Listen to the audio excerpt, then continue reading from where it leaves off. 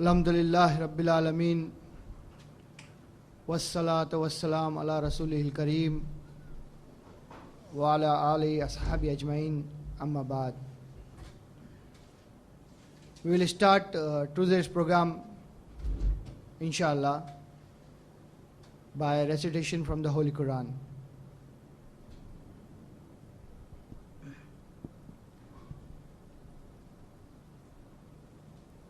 Assalamu alaikum wa rahmatullahi wa barakatuh.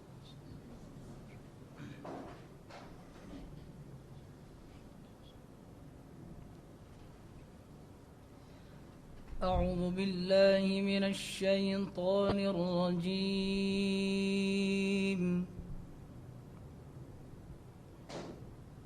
بسم الله الرحمن الرحيم.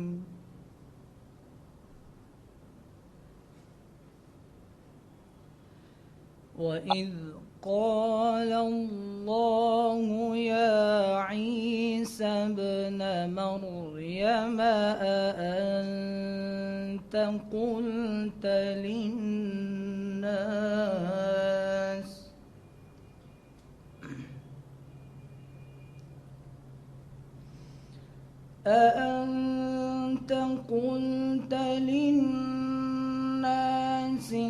اتخذوني وأمي إلهين من دون الله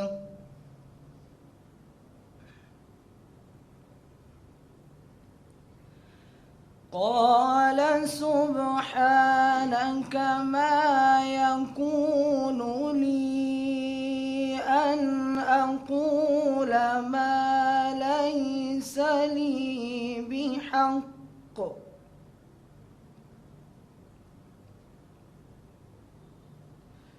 إن كنت قلته فقد علمته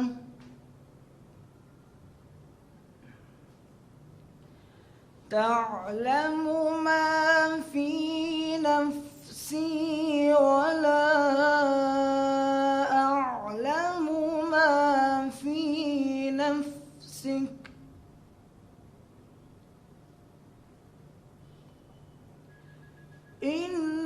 إنك أنت علام الغيوب.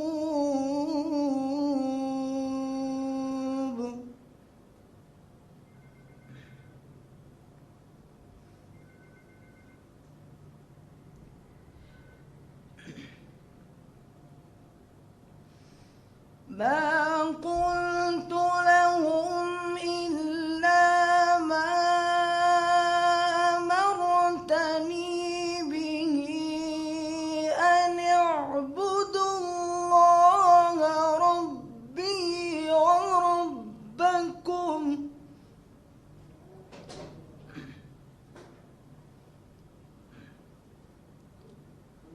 وكنت عليهم شهيدا ما دمت فيهم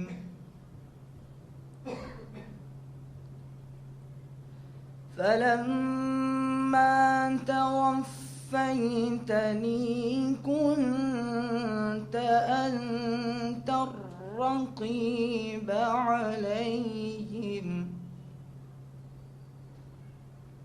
وأنت على كل شيء شهيد.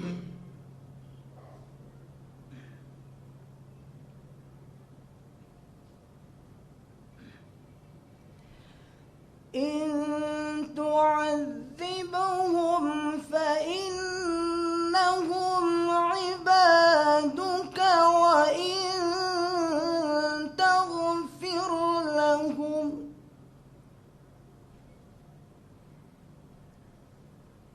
فإنك أنت العزيز الحكيم.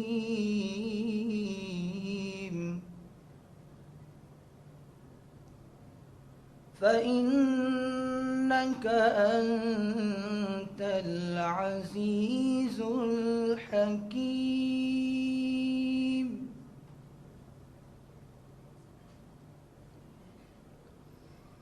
قال الله هذا يوم ينفع الصادقين صدقهم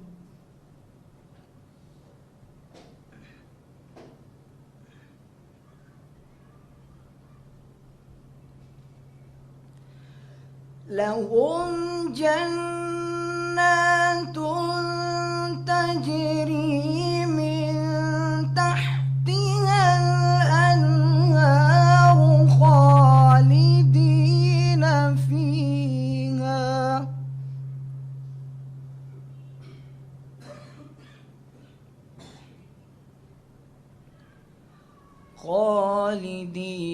فيها أبدا.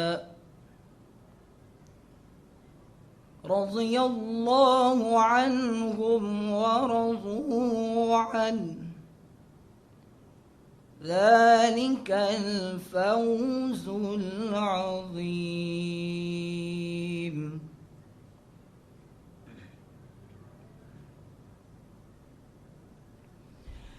لله ملك السماوات والأرض وما فيهن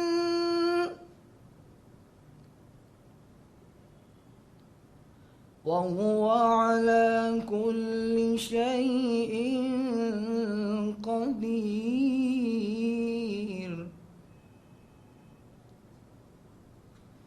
لله ملك السماوات والأرض وما فيهن وهو على كل شيء قدير. صدق الله العظيم.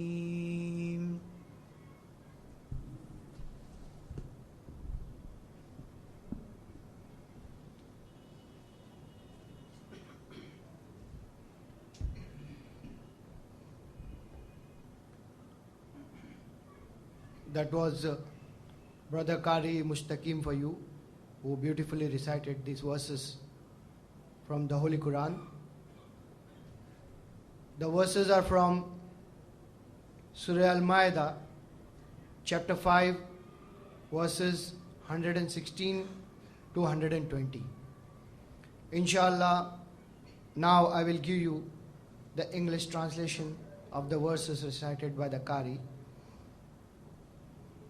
A'udhu billahi minash shaitani rajim. Bismillahir Rahmanir Rahim. And behold, Allah will say, O Jesus, the son of Mary, didst thou say unto men, worship me and my mother as gods in derogation of Allah? He will say, glory to thee. Never could I say what I had no right to say.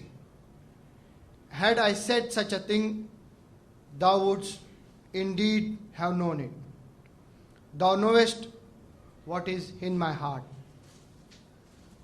though I know not what is in thine. For thou knowest in full all that is hidden.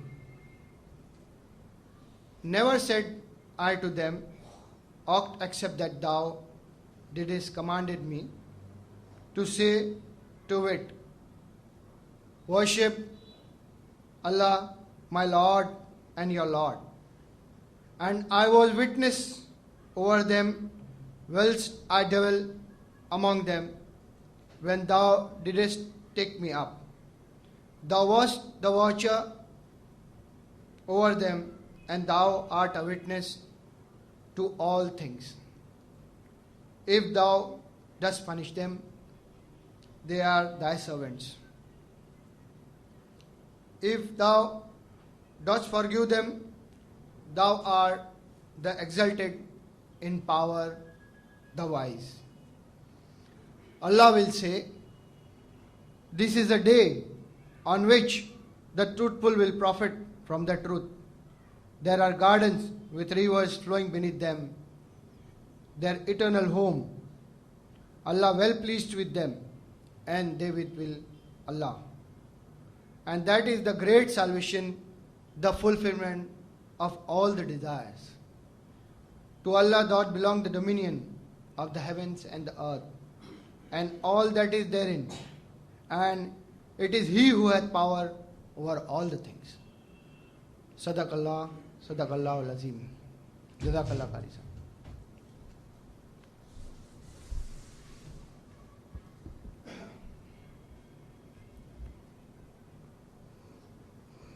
Inshallah, before I call Dr. Shoaib on stage, I will give a brief introduction of Islamic Research Foundation.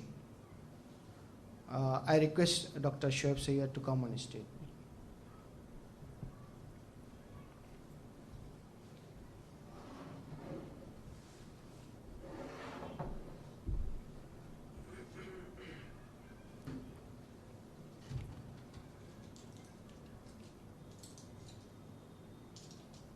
Islamic Research Foundation was founded by Dr. Zakir Naik in 1991 with the aim of removing misconception and putting Islamic thoughts and views in the right perspective to Muslims and non-Muslims.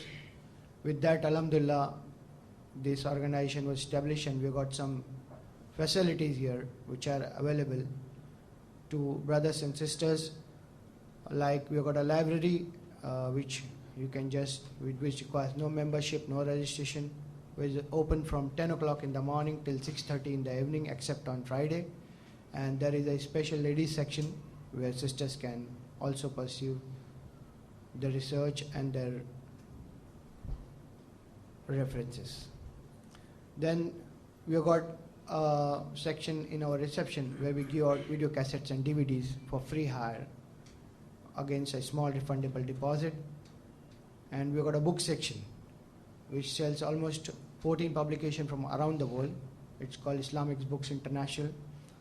Then there is a ladies section, especially we call the IRF Ladies Wing, which has got parallel programs to Islamic Research Foundation, which is specialized for ladies.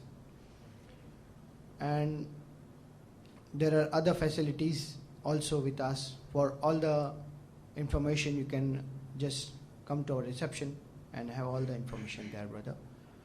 Then coming to today's talk, Jesus, Divinity, the Christian Argument.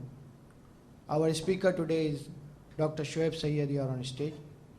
Alhamdulillah, Dr. Shoaib Sayyed has been connected to Dr. Zakir Naik before the conception of Islamic Research Foundation.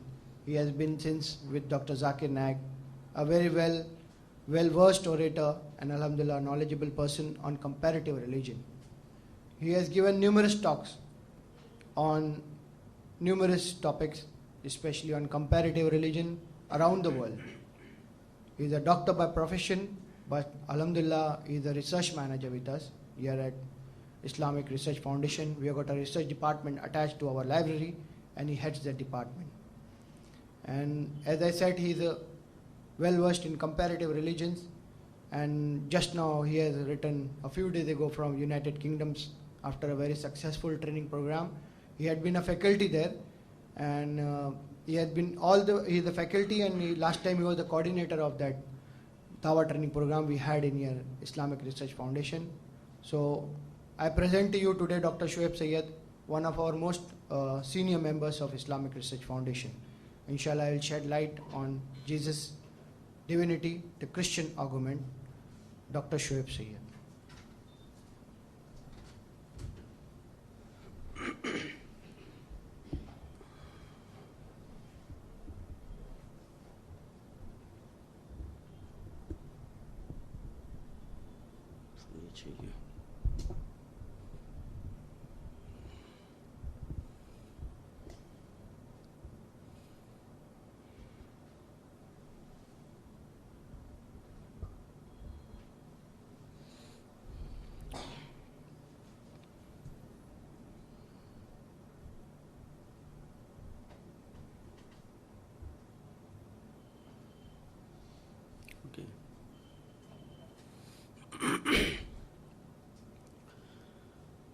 Alhamdulillahi Rabbil Alameen, Nahmaduhu Nusalli ala Rasulihil Kareem. Rabbi shrah li sadri wa yassir li amri wahlul uqdatan min lisani yafqahu qawli. Laqad kafara alladhina qalu inna Allah huwal masih wa qala masih ya bani Israel ubudullah rabbi wa rabbakum. ومن يشرك بالله فقد حرم الله عليه الجنة ومأواه النار وما للظالمين من أنصار. صدق الله مولانا azim. Mr. Chairman and dear brothers and sisters, may I greet you all with the Islamic greeting, Assalamu alaikum wa rahmatullah wa barakatuhu. The subject, as it was just announced, Jesus' divinity and Christians' arguments. What does it mean? It means that divinity of Jesus Christ, peace upon him, which is of course not accepted by the Muslim world. The Christians, they claim that Jesus is divine, Jesus is God. So this is the concept that they harbor, they believe that Jesus is divine. So the topic is divinity of Jesus Christ, Jesus' divinity, divinity of Jesus Christ, Godhood of Jesus Christ, and Christians' arguments. What are the arguments of the Christians to prove, to make the others believe that Jesus is divine, Jesus is God?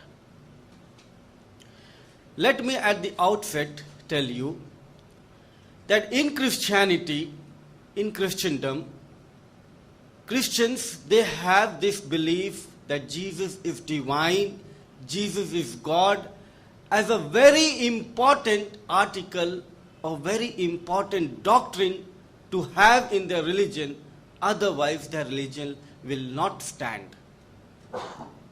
Why I would say that? Because Christianity as a whole, it believes that whole of humanity are sinful. They are in sin. And there is no solution for this sin to be resolved or forgiven. The only solution is that somebody who is competent, who is well deserved to be sacrificed for the sins of whole of humanity, and then if one believes that, then only this sin which everyone has inherited right from the beginning, that sin will be forgiven. Otherwise, there is no solution. There is no solution in Christianity. And if there is no salvation and solution in any religion, then it is no religion. Then it is no religion. And for that deserving person to take the sins of whole of humanity, that deserving person, by most of the Christians, the belief is that such person should be God himself. God himself. Otherwise, a human being, however he is perfect and without sin, he is not deserving, he is not competent to take the sin of two persons. Not of himself alone, because no person, no individual human being can be perfect because he is a human being. So it is God who is himself can take the sins of whole of humanity, and therefore he is the only deserving one to take the sins of whole of humanity and die for the sins of whole of humanity on the cross. And therefore, if anyone believes that, then only he can have this sin forgiven, otherwise there is no solution. So my conclusion, that this article or this belief that Jesus is divine, Jesus is God, is very, very, very important. And without this belief, Christianity will not survive. Having emphasized this point, that this belief that Jesus is divine is an important factor in Christianity, I want to conclude from here, or I want to follow from here, that why did Jesus come to this world for those people? If he came to the Bani Israel, what was the purpose for his coming, or what is the purpose of any prophet to his people. What is the purpose? The purpose is to provide salvation. The purpose is to show him how that he has to lead his life in this world so that he is successful in the hereafter. This is the purpose of every prophet of God. Otherwise, what is the purpose? Isn't it? The purpose of each and every prophet of God is to provide way to salvation, way to reach God Almighty, way to inherit the paradise in the hereafter, because this life is a temporary life. The life in the hereafter is forever and everlasting. This is the purpose of every prophet of God. And I believe, and you all have to accept, even the Christians have to accept, that Jesus did come and also came for the same purpose, to provide salvation to his people. Now for salvation, if you have already concluded that Jesus must be divine to achieve salvation, because it is required for death, sacrifice for whole of humanity, if you have already concluded before, that is the important criteria, then only people can attain salvation. And Jesus came to provide salvation to his people, then it is all the more necessary and very necessary for Jesus Christ, peace upon him, to spell out, to say, to make it very clear that, see, I look like a human being. I have a nose, I have a mouth, I have a ear, and I have eyes, and a head, and a hair, and a hand, and a leg. I look 100% like a human being, but see that I am also God. You have to believe that. Otherwise, you will not have salvation. Otherwise, you will not have complete understanding of the death and atonement and crucifixion. So you must believe that I am God too, though I look like a human being. So it was all the more necessary, because you can realize from here that believing in divinity of Jesus Christ is very, very important. Otherwise, people not be able to attain salvation. But what is the fact? What do we find in the Bible? Do we find evidences in the Bible that Jesus is God? Nowhere. And we have heard several times Ahmadiyya shouting in different talks. There is not a single unequivocal statement, explicit statement, straightforward statement in the Bible from Jesus' mouth, from his lips, that he said, I am God and worship me. There is not a single one. In the 66 books of Protestant Bible and 73 books of Roman Catholics, not a single statement from Jesus' mouth that he is God and worship me. Not a single statement. Why is it so? If Jesus came to provide salvation to people, and the doctrine of divinity, Godhood of Jesus Christ is that important, he should make it very clear. He should make it clear. And nobody can realize, seeing a human being, that he is God also. So it is all the more necessary. Never in the past before Jesus Christ such thing happened. Nothing such thing happened, that any person was a human being and also God, in reality, though people must have claimed that is different thing. But never in the history before Jesus Christ, nor at the time of Jesus Christ, nor even after Jesus Christ, such thing happened. So it is all the more necessary for a thing to be very unusual to say at the same time, if Jesus was God, to say that I am a human. See, I am looking as a human being, but at the same time, I am God also. But he never said that. Christians, they have a different sorts of arguments and different sorts of approach to this particular question.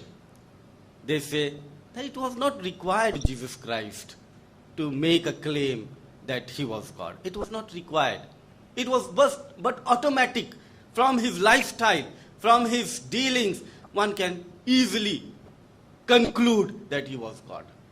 Amazing type of understanding and amazing type of argument. What you can raise here, see, God Almighty, who created the heavens and the earth, who created the whole universe, who created the whole animal kingdom, who created human being and everything. If you want to say that to know that God Almighty as God Almighty and to worship Him as God Almighty, it is very easy because we realize and we see around the creation of God. We see around. It is very easy. But still, we find in the Bible as well as in the Quran or any scripture, we find in the Bible, God Almighty emphasizing in the Old Testament to worship Him.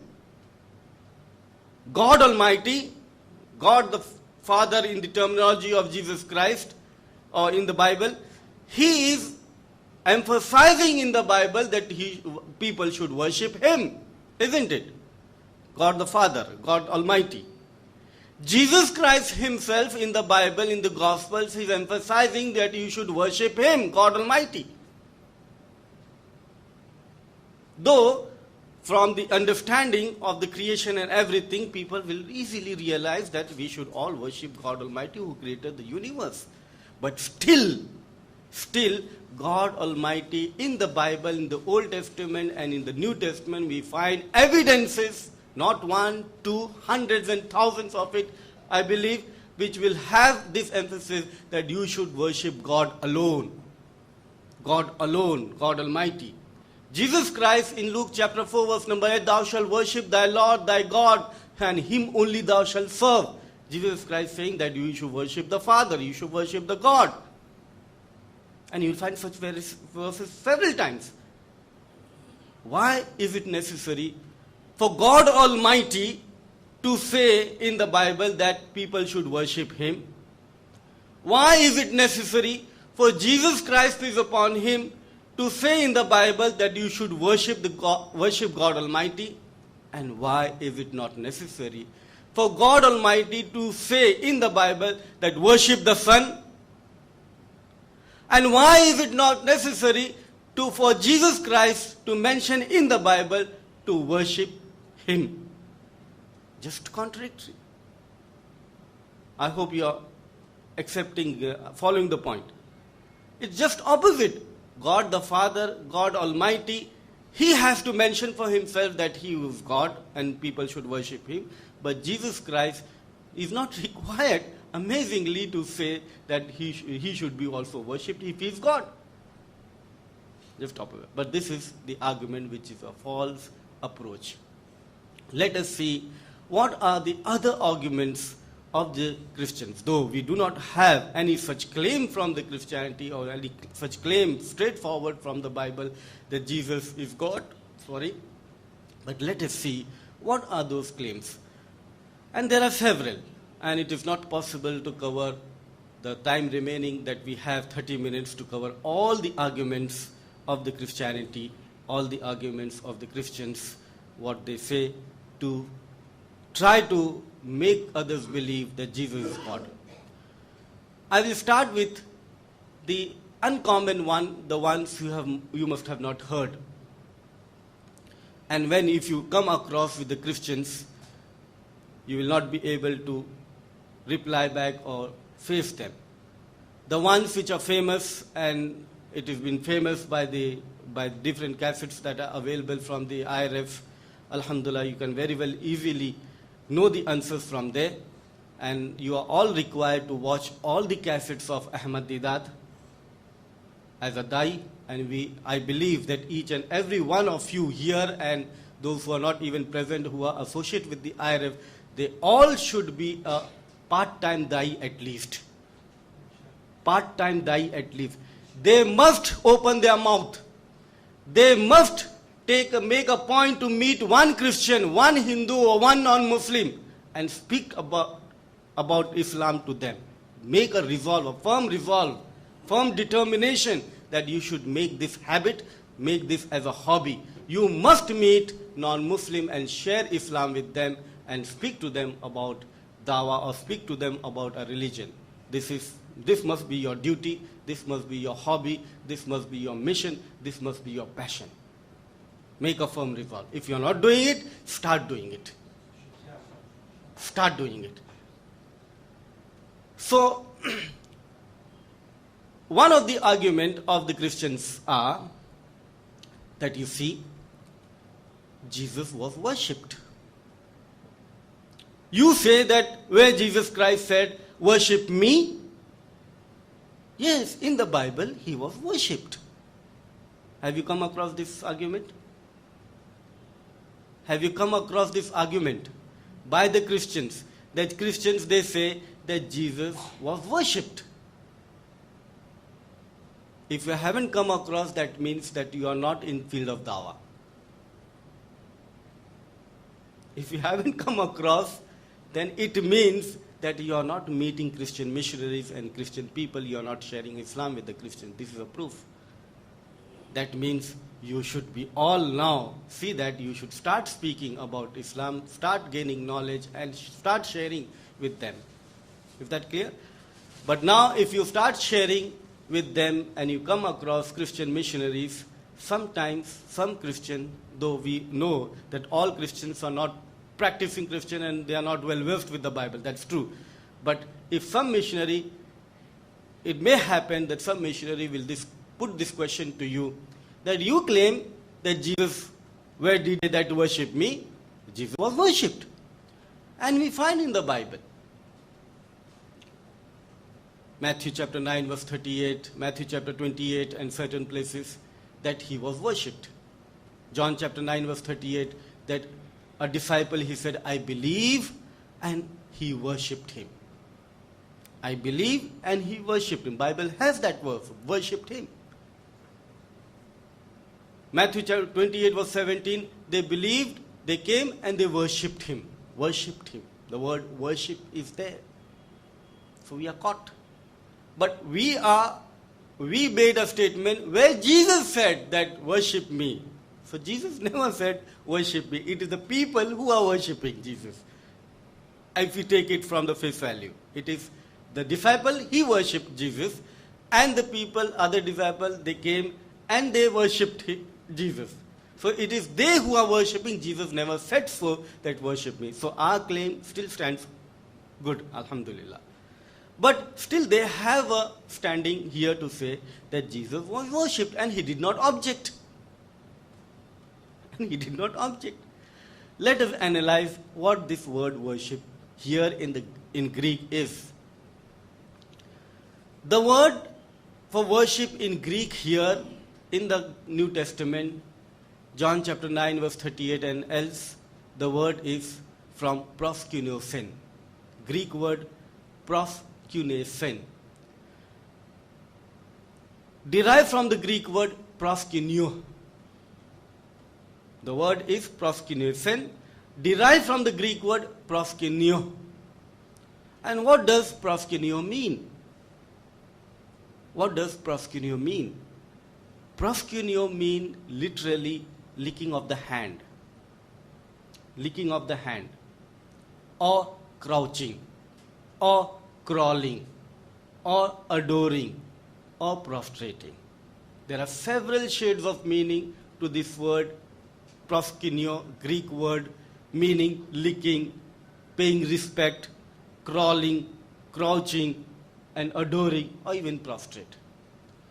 But the Christian world, they have used the most superlative shade meaning, prostrate, for the translation, and they have prostrate selectively. They didn't use for respect, they didn't use for crawling and crouching, but they used for prostrating. So therefore, they conveniently have this word worship. Are you following me? Are you following me? But let us reason out that if they use for prostrating or falling down, and they are using or translating this particular word into worship, then is there not several verses in the Bible where this particular act and form is used by other people for other people? And then if we use the same approach, we'll have to translate the same prostrating or same falling down as worship. We'll have to do that. We'll have to do that. And we find several such verses. 1 Samuel chapter 25, verse number 24 and 25, 23 to 25, where Abigail, a lady, she fell at the feet of David. She fell down herself on the ground and praised to David. The complete act of falling down and prostrating is being performed by Abigail to David. So here, according to the same approach that you have for Jesus, and you translate that particular word as worship, you have to do for Abigail also for David. So according to that, Abigail worshipped David. So David becomes God now. David becomes God. But you will not do that. You will not accept David as God. You will take Jesus as God, but you will not prepare to take David as God. You will not take. But if you have the same approach, you will have to put worship here also, because here also the same act of prostrating and bowing down herself and falling down on the feet on the ground is performed by Abigail, a lady, for David, peace be upon him, Dawud alayhi salam. 2 Kings chapter 4 verse 37, a lady fell at the feet of Elijah and bowed herself to the ground. Again, Elisha is being worshipped if you take the same approach. Isn't it? Genesis chapter 50 verse number 18, brethren of Joseph, they fell on the face before Joseph, peace upon him.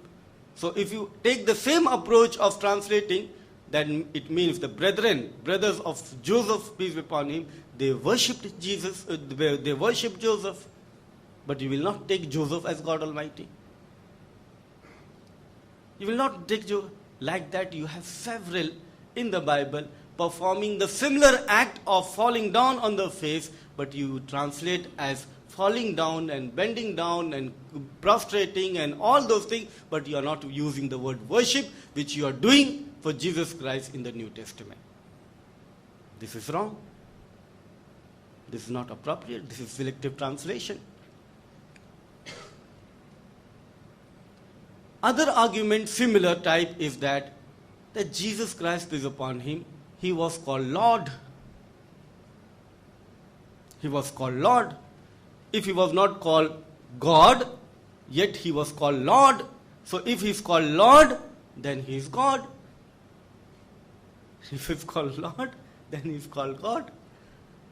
And believe me, you will find several places in the Bible where other people are also called Lord, and Christian world, they do not take them as God. Again, the same. 1 Samuel chapter 25, verse number 24-25. Abigail called David my Lord. My Lord. Genesis chapter 18, verse number 12. Sarah, wife of Abraham, peace be upon him, she called Abraham my Lord. So will that make Abraham, peace be upon him, God Almighty to Sarah? No. Again the same, Genesis chapter 20 verse number 44, the brethren of Joseph, peace upon him, called Joseph, peace upon him, my Lord.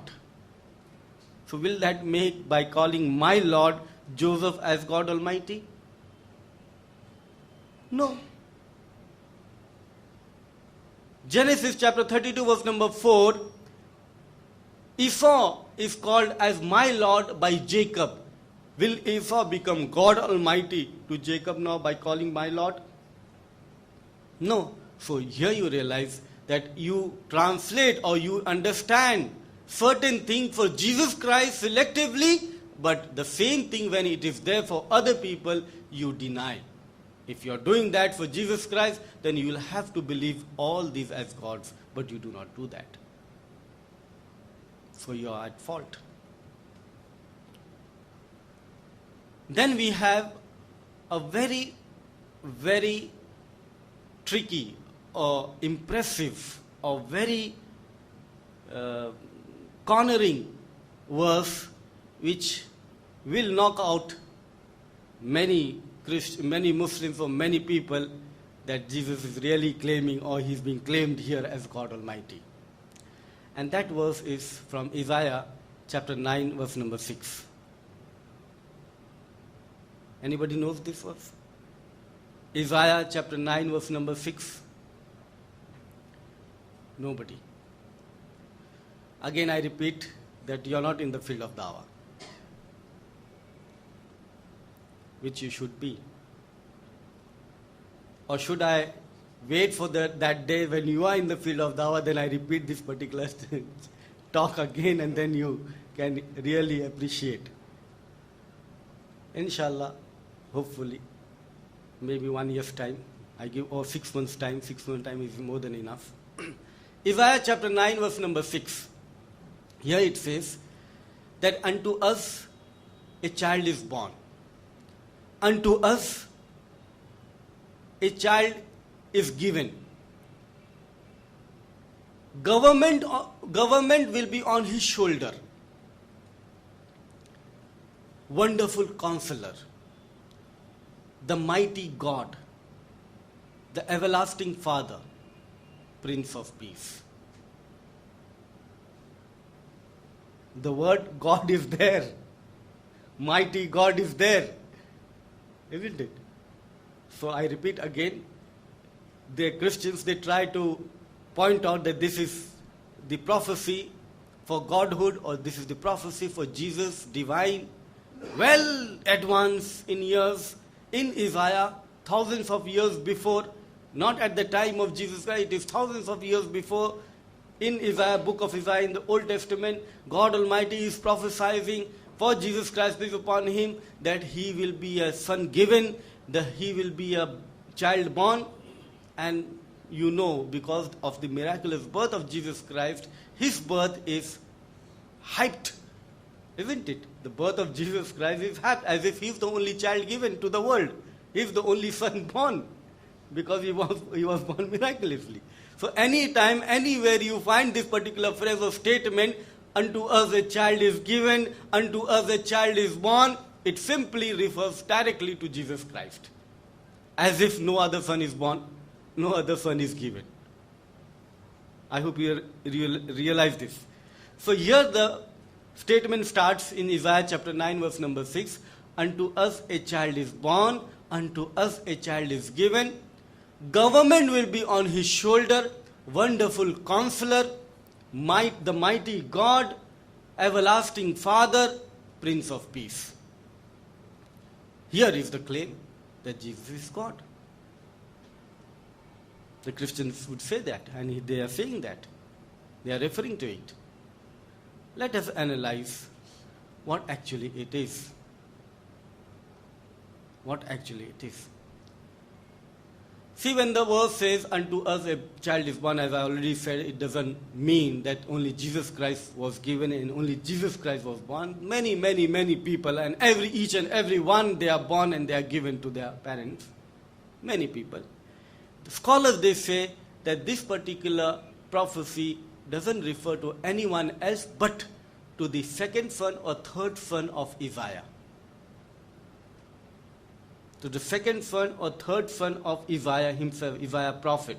Because the context is that his government or his particular reign was in problem, so it was the prophecy made to Isaiah that your second son or your third son, he will be given and he will take over and the government will be on his shoulder and he will be of such and such quality. So it is referring to Isaiah's son, second or third son, not to Jesus Christ who is to come after thousands of years after. This is the first reasoning against this argument. Second, wonderful Counselor. A wonderful Counselor is a very soft terminology. God Almighty is the wonderful Counselor, but other human beings, they also can have this particular attribute of being a wonderful Counselor. So this cannot be a reason or argument for divinity of anyone. So we forget about it. Next is the mighty God. The mighty God. Amazingly, what you realize here, the word is not almighty. The word is not here almighty, but it is the mighty. Not almighty, but mighty. Almighty, we refer to God Almighty, and mighty, we refer to anyone who is powerful. Isn't it? So one point here to note here is that the word is not almighty, it is mighty.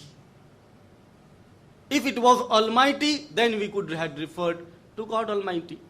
But the word is not almighty, it is mighty God. The word in Hebrew is for almighty is Shaddai.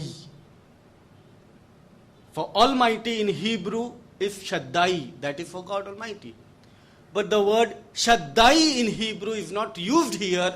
The word used in Hebrew is Gibbor. The word used for mighty in Hebrew here is Gibbor.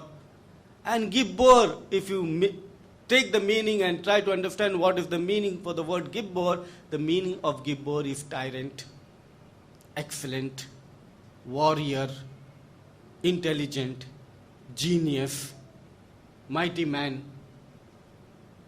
This is the meaning for Gibbor, referring to a human being, not God Almighty. If it was for God Almighty, the word would be Shaddai, that is Almighty.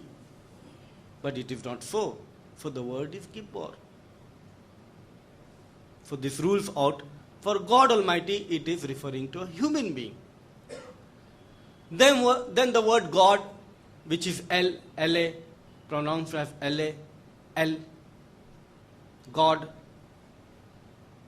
Now we know in the biblical usage, this word Ele, E-L, Ele, pronounced as Ele, El, for God Almighty. This word is used very freely in the Bible. Very freely. This word is used for many human being and prophet as God, as Ele. And references we find in plenty. For example, 82nd Psalm, chapter 6. Jews are called as Ele. Jews as a whole, they are called as Ele, El, God. So they become, if you take the same logic and same understanding, the Jews all become God. I hope you are following me. Isn't it? Exodus chapter 7 verse number 1. Moses is said that he is made a God to Pharaoh. He is made Ele to Pharaoh. If you take the same understanding for Isaiah 9:6, referring for Jesus Christ, because he is mentioned as Ele, then you have to take Moses also God Almighty, because he is also mentioned as Ele. But you are not taking as Moses as God. 2 Corinthians chapter 4 verse number 4, it says that devil is made a God for this world. So devil also becomes God, according to the same logic. But he will not do so. So you are again selectively translating what you want to translate in biblical verses to prove, to have your ideas coming up and justified. This is what you're doing. So again, mighty God is explained. No problem. Then comes everlasting Father. Who can be everlasting? Only God Almighty. Isn't it? Everlasting Father. Who can be everlasting? Only God Almighty. But again, what we realize, according to the biblical usage, everlasting is not everlasting. Everlasting is not really everlasting. Everlasting simply means relatively figuratively for that period of time that he will be a king or he will be everlasting for in his period of time and in his lifetime. This is what it means in the biblical usage, according to the culture and language and understanding of the people at that time. And we have evidence for that. We have evidence for that. Ezekiel chapter 37 verse number 25. Ezekiel chapter 37 verse number 25, it says that King David, he was made prince forever and ever. King David, he was made prince for his people forever and ever. What does forever and ever mean? Everlasting. So if that word everlasting or that understanding of everlasting is there for David, peace upon him also, then that will make David as God Almighty. Isn't it? Psalms chapter 21 verse number 1 to 4 says that the days of the king shall be forever and ever. The days of the king shall be forever and ever.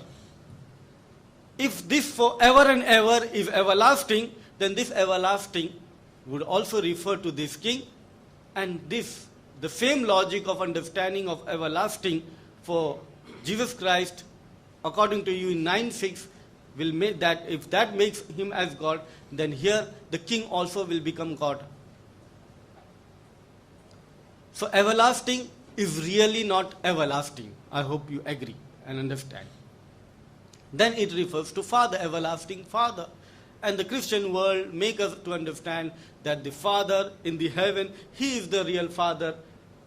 So he is God Almighty. Whenever the word Father is used, he is the God Almighty. Otherwise nobody else is Father. But again, we realize that again in the biblical usage, this word Father is used figuratively. In Genesis chapter 45 verse number 8, we find that Jacob is made father, or Joseph is made father to Pharaoh. Again figuratively. Job chapter 29 verse number 16, Job is said to be the father of needy. Again figuratively. Figuratively. So the word father is used figuratively. The word everlasting is used figuratively. The word El is used again freely in the Bible, referring to many people. The word mighty is not really almighty, referring to God Almighty. It refers to a human being. And the most important one, the government will be on his shoulder. What government was there on the shoulder of Jesus Christ, peace upon him? So it breaks down all. If the prophecy says that unto us a child is born, unto us a child is given, the government will be on his shoulder. What government was on the shoulder of Jesus Christ, peace upon him? No government. On the contrary, he says in John chapter 18 verse number 36, my government is not of this world. My government is not of this world. In Matthew chapter 22 verse number 16, he says, render unto Caesar what is that of Caesar, and render unto God what is that of God's. If he was referring to for his government, why he should say about Caesar? Why he should speak about being loyal to Caesar, a king at that time? So very clearly and straightforward and very Alhamdulillah, straight answer to this is that no government was on the shoulder of Jesus Christ, peace upon him. So this prophecy which you claim for Jesus Christ, peace upon him, that the government will be on his shoulder, on such a son who is given, the government will be on his shoulder, this is not there. It is not proved true. It's not proved true. So the whole prophecy becomes zero with respect to the claim for divinity of Jesus Christ, peace upon him. I hope you all agree. The most dangerous claim for the Christian, from the Christian for the Muslim would be this, and Alhamdulillah we can easily solve that this is not the real claim and argument for the divinity of Jesus Christ, peace upon him. It is as if See, in each age, in each period, we have a different usage and different understanding of a language, and Alhamdulillah, we use that and people understand that. And suppose, let me give this example, that if in England or UK, English-speaking people, they speak their language, Alhamdulillah, as best as possible, much better than all of us here. If they, in their usage, make this statement for an individual person, handsome-looking person, you are an angel. You are an angel. Isn't it? They can make a statement and people make such statement, you are an angel. 50 years back or 100 years back, a Chinese, when he reads this statement that an Englishman made a statement to an Englishman that he was an angel, here is the claim that this person was an angel and he was a divine being. Can he make that? It is the usage in his language where this terminology and usage are used, that you are an angel. That doesn't mean that he is really an angel. A Chinese 100 years, 200 years back, afterwards he cannot say that he was claimed or he was made that he was an angel, he was accepted that he was a divine being. I hope you follow this. So it is the usage. Let me go to the more and I believe that this will be second last or last because time is running short. The one that, of course, John 1:1, in the beginning was the Word, and the Word was with God, and the Word was God. If you want to know, you can refer the booklet of Ahmad Didat. You have the explanation there and the cassettes. If you want to know the claim from John chapter 10, verse number 30, I and my Father are one, you can again see the booklet, and inshallah you'll have the answer there. But those one which you will not find clearly, let me pick up these two. You know, in John chapter 14, verse number 8 and 9. John chapter 14, verse number 8 and 9. He that hath seen me has seen the Father. Jesus Christ is saying here, he that hath seen me has seen the Father. So now, if anyone has seen Jesus Christ, peace upon him, he has seen God Almighty, the Father. So here Jesus Christ is claiming that he is God. How many of you know this charge? You. 3.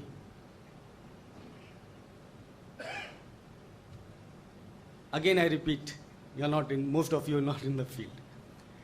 In the Bible, John chapter 14, you have a complete context. I will not go into the complete context, but the context speaks about Jesus Christ is explaining about the hereafter, the paradise, the mansions. And Peter, there he is trying to say that, show me the Father. Show me the Father. So Jesus Christ shouting, replying back, how long I have been with you and still you are saying that, show me the Father? What a claim that you have, what a question you have. And he, in that reply, he says, he that hath seen me has seen the Father. Why are you asking me to show me the Father? Now the Christians, they pick up this and they say that here is the claim that Jesus is the Father. He is saying that he that hath seen me has seen the Father. So anyone who has seen Jesus Christ, he has seen the Father, that means he is God. This is the claim, that means he is God. But according to Bible, don't we know in the Bible that it makes very clear in John chapter 1 verse number 18 that no man hath seen God at any time. Nobody can see God. If nobody can see God, where is the question of seeing the Father literally in a human form to Jesus Christ is upon him? But no, they will say that Jesus is making this statement, he that hath seen me has seen the Father. So let us analyze for the poor Christians, to understand their Bible correctly, what does it really mean? Does it mean literally seeing Jesus Christ, literally seeing as God Almighty? Is it in a literal sense? Let us help the Christian world to understand the Bible correctly. Isn't it? Because they read selectively, they understand selectively, they post selectively, and then charge others to say that you are quoting out of context. You will have this experience with the Christian. If you make a statement in context, because they don't have any answer, they will say you are quoting out of context, when they don't realize themselves that they are not knowing anything in the context. They don't know anything in the context. So let us help them. See, here the word in John chapter 14, verse 8 and 9, it says, "He that hath seen me has seen the Father," does not really mean seeing literally. It means in a figuratively, it means in a metaphorical sense that those who know me have known the Father. Those who have understood me have understood the Father. Those who have realized me have realized the Father. Those who, this is in different, and the similar phrases are used for Alhamdulillah, even Quran for Prophet Muhammad sallallahu alaihi wasallam. It's not different. Atiullah, Atiur Rasul, those who have followed me have followed Prophet Muhammad sallallahu alaihi wasallam, has obeyed Allah subhanahu wa ta'ala, is absolutely okay. But that will not make Muhammad and God Almighty one being. A similar understanding is here used in John chapter 14, verse 8 and 9 for Jesus Christ. "He that had seen me has seen the Father." But Christian world, they are dogmatic and they have these evidences to prove that Jesus is God. They use this. But amazingly, you find the answers in the Bible itself. In John chapter 6, verse number 46. John chapter 6, verse number 46. What does it say? It says, "It is not that no man had seen the Father. It is not that all men had seen the Father, except which is of God, he had seen Father. He had seen the Father." So what you come here, John chapter 6, verse 46 says, "It is not that everyone has seen God. It is only those who have seen God, which are of God, they have seen God." So now the condition is, which are of God. Who is of God? Godly people. They have seen God. So now we have to find out who are those which are of God. Who are those who are godly? Because here the term says, not that any man hath seen God, but he which is of God, he hath seen God. I hope you are following it. So now we go to another verse in the same John chapter 8, verse number 47, where it says, "Anybody who heareth God's word, he is of God." Anybody who heareth God's word, he is of God, he hath seen God. So now you realize, a person who hears God, who obeys God, he has seen God.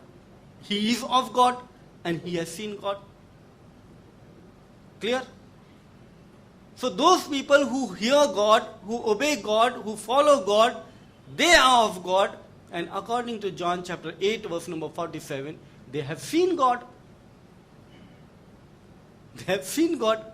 It is not that literal seeing of God as you would understand, because this verse will not be, for you it will not mean that every one of us who obey God Almighty, they have all seen God Almighty. Isn't it? First epistle of John, 1 John chapter 1 verse number 11 again clarifies, those who doeth good, they have seen God. Those who doeth evil, they have not seen God. So now, two things. Those who obey God, they have seen God. Those who do good, they have seen God. So now, it is very, very clear that this seeing is not literal seeing. It is metaphorical, it is figurative, meaning doing the will of God, obeying God, accepting God, and that is actually seeing. This is what your Bible says. And to say that Peter, when he saw Jesus Christ peace upon him, he has seen literally, is absolutely false and illogical. Inshallah, if time permits, and we get an opportunity in future, we will pick up several such arguments of Christians, what they have for Jesus Christ, peace upon him. But here, the last phrase, there are several such. I really intend to keep on, but it is not possible. Time is up. We have a short time for question and answer, and then Dr. Zakir Naik will come for open question and answer today. So we'll conclude in 15-20 minutes time. And inshallah, with this last example of a British scholar, with this I will conclude this talk. A British scholar by the name of Richard Parson, he was having this particular discussion or argument with a Trinitarian.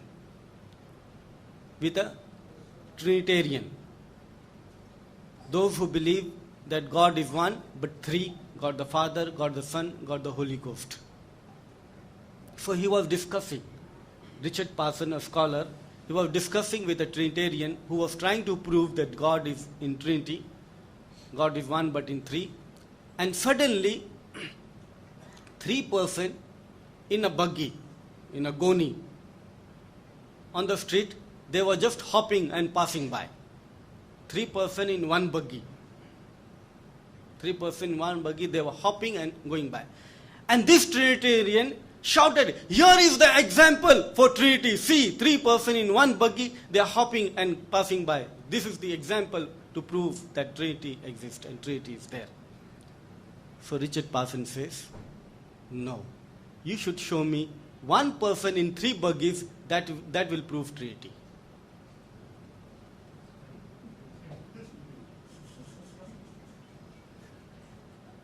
Show me 1 person in 3 buggy, then it will prove Trinity, not that 3 person in 1 buggy. I hope you realize the joke. With this I conclude with the verse which I started with from Suratul Ma'idah chapter 5, verse number 72, where Allah subhanahu wa ta'ala says, لَقَدْ قَفَرَ الَّذِينَ قَالُوا إِنَّ اللَّهُ وَالْمَسِيحِ.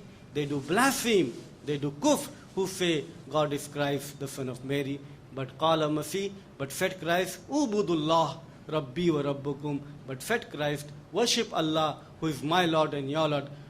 وَمَنْ يُشْرِكْ بِاللَّهِ, and anyone who associate partners with him, فَقَدْ حَرَّمَ اللَّهُ عَلَيْهِ الْجَنَّةِ, for them will be garden forbidden for him, paradise will be forbidden for him, وَمَأْوَاهُ النَّارِ, and there will be placed into hellfire, وَمَا لِلظَّالِمِينَ مِنْ أَنصَارٍ, and there will be no one to help them out from there.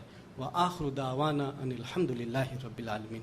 If there are questions on this topic, you are most welcome, and inshallah we'll have short time for questions on the topic, and thereafter we'll have inshallah open question answer by Dr. Zakir Naik.